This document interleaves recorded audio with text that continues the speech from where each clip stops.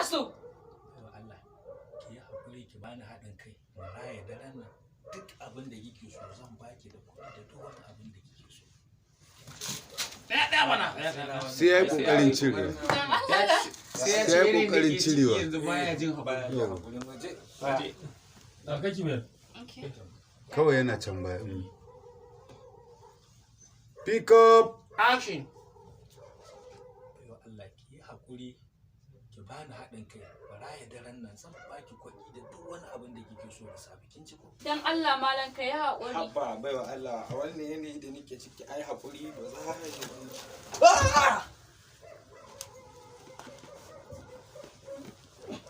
Ya gire da mana an kai. Shi ma haka wallahi.